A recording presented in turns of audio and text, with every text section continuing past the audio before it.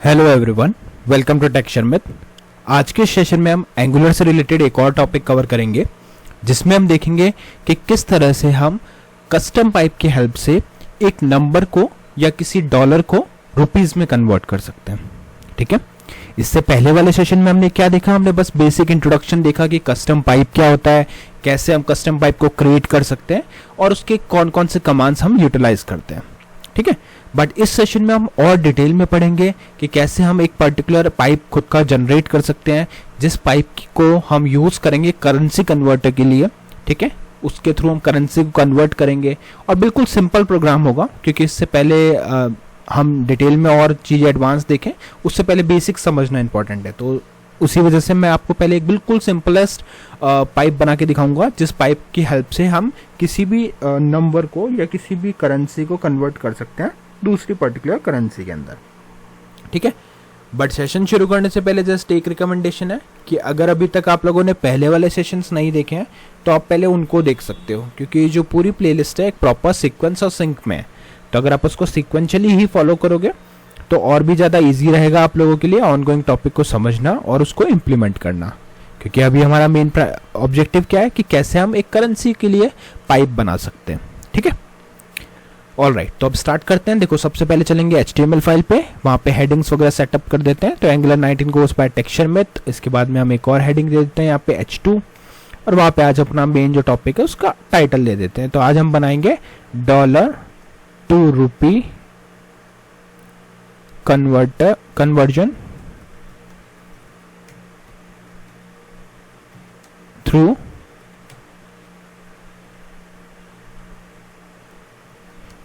Through custom pipe. ठीक है, ये हमारा इन एंगुलर।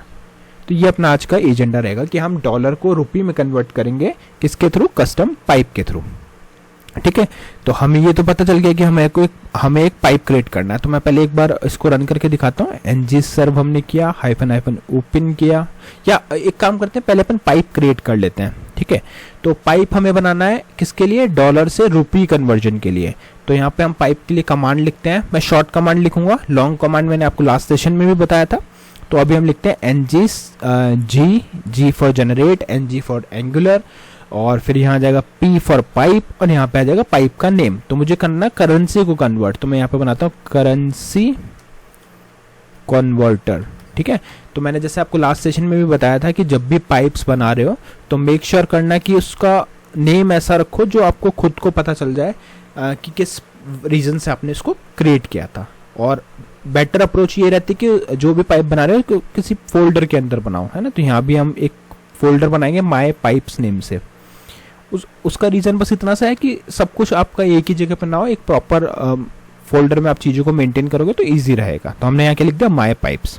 ठीक है, तो कमांड क्या हुई? ng for angular, G for generate, P for pipe, फिर फोल्डर आ गया माय पाइप / करेंसी कन्वर्टर, और यहाँ हम कर देते हैं एंटर।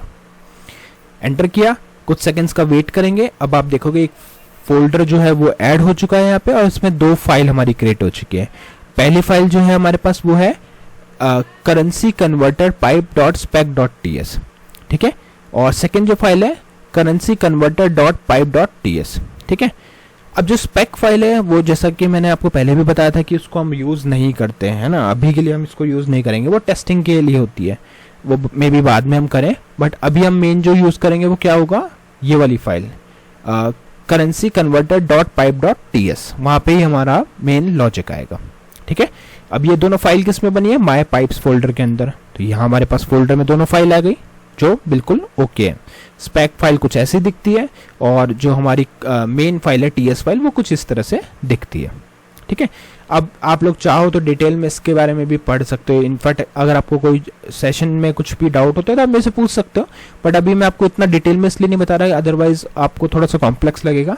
तो एक बार अपन बस यूज़ करना सीखते हैं, फिर बाद में जैसे जैसे आप आगे बढ़ोगे तो आपको पता चल जाएगा कि इनका क्या मीनिंग होता है, या फिर आपको कुछ भी क्वेश्चन हो तो मैं बाकी मेन चीज़ें जो होंगी हम यूज़ करेंगे वो मैं आपको बता दूंगा। ठीक है, ऑल राइट, तो अब स्टार्ट करते हैं। अब हमें क्या करना है? हमें ये पता चल गया कि ये पाइप क्यों यूज़ करना है, करेंसी कन्वर्ट के लिए। तो अब अपन क्या करेंगे? देखो, यहाँ से चलते हैं अपन HTML फाइल पे। यहाँ पे हम लिखते हैं एक पैराग्राफ, और उस पैराग्राफ में लिखते हैं वैल्यू इन डॉलर। ठीक है, मैंने यहाँ लिख दिया वैल्यू इन डॉलर, और यहाँ पे हम कोई भी वैल्यू डाल सकते हैं, कोई भी नंबर, जैसे मैं यहाँ पे लिख देता हूँ फॉर एग्जांपल 55 या $1 लिखते हैं। ठीक है, सिंपल बनाने के लिए इसको हम लिख दिया $1। आप चाहो तो सिंबल भी लगा सकते हैं डॉलर का, बट अभी सिंपल रखते हैं। ठीक है, वैल्यू इन डॉलर हमने लिखा। अब एक बार इसको रन करके दिखाता हूँ। तो ng serve -, ओपन, ये मैं आपको रिक्वायरमेंट बता रहा हूँ अभी कि रिक्वायरमेंट हमारी क्या है, फिर उस अकॉर्डिंग अपन लॉजिक को लिखेंगे। तो एंटर किया, एंटर करने के बाद में अब हम देखेंगे इसका आउटपुट क्या आ रहा है हमारे पास। तो आउटपुट आया वैल्यू इन $1। ठीक है, अब अपनी रिक्वायरमेंट है कि हमें इस पाइप को यूज करके इस $1 को कन्वर्ट करना है रुपीज में। ठीक है, तो उसके लिए हम क्या करेंगे, सिंपल चलेंगे यहाँ से app.component.ts फाइल पे। सबसे पहले कोई भी पाइप आपने बनाया है उसको रजिस्टर करना इंपॉर्टेंट है ना। हमने डायरेक्टिव्स का भी देखा था, कस्टम डायरेक्टिव्स जब पढ़े थे कि रजिस्ट्रेशन करना इंपॉर्टेंट होता है। तो वो कैसे होगा, उसके लिए आपको यहाँ पे पाइप का नाम, अब कंफ्यूजन क्या होता है, लोग क्या करते हैं इस नेम को यूज कर लेते हैं इंपोर्ट वाले एरिया में, बट ये नहीं यूज करना। ये तो हम तब यूज करेंगे जब इस पाइप को यूज करना है, समझ रहे हो। जब इस पाइप को आप HTML में यूज करोगे तब आप ये नेम यूज करोगे रेफर करने के लिए, बट इसको रजिस्टर करने के लिए आपको यही नेम लिखना पड़ेगा, करेंसी कन्वर्टर पाइप। देखते हैं कैसे। तो component.ts पे आए, यहाँ पे आपको लिखना पड़ेगा करेंसी। तो जैसे आप करेंसी कन्वर्टर पाइप लिखोगे, देखो इसका पूरा लोकेशन दिखा रहा है mypipe/currency converter, इसको कर दो एंटर। तो अब यहाँ पे आप देखोगे एक करेंसी कन्वर्टर पाइप आ गया, जो कहाँ से आ रहा है ./mypipes/currency-converter.pipe। मतलब अब हमारा जो ये पाइप है वो इंपोर्ट हो चुका है सक्सेसफुली।